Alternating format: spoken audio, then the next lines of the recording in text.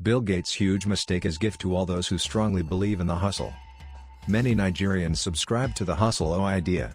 Thanks to the creativity of leading comedians, the idea has become some kind of mantra. Lines like, hustle, make your friends know, use your teeth as opener for party, hustle, make your neighbors who don't go work, no telephone to ask you whether there is NEPA, light, at home, hustle, make them know, ask your children to play role of gateman in their school play, are a few examples of the many hustle messages. It is an expansive field that allows anyone to craft and share their own version of the idea. To stimulate, challenge and encourage everyone to put their hands to the proverbial plow and be up and doing.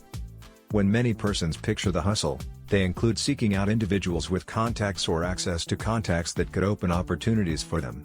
These opportunities are usually of a material nature. So, there is almost always a chasing after contacts and persons whose assets and reach could be leveraged for some benefits. We are a people constantly seeking and praying for favors, waiting for one of those big breaks that come from a big man or big woman somewhere, showing us kindness and approving one proposal or another.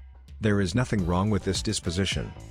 The hustle concept is a welcome mantra and should be encouraged for much of how it ties with the Protestant work ethic in its basic essence, and its overall impact on the level of productivity in any economy. Yet there is need to employ discretion in the hustle. There is need to give thought to other elements that make up the specific hustle beyond the attraction of cash and other material benefits. This here is a benefit derived from considering more deeply some of the comments made by billionaire businessman and co-founder of Microsoft, Bill Gates, on his recent divorce from his wife and friend of 27 years, Melinda Gates, during a CNN interview with Anderson Cooper. He called the divorce a very sad milestone. In a classical story that reminds every one of us about the huge mistake in taking things at face value, Gates admitted he made a mistake by his association with Jeffrey Epstein, the disgraced billionaire and convicted sex offender. By the way, Epstein did not have those appellations at the time of the active association between both men.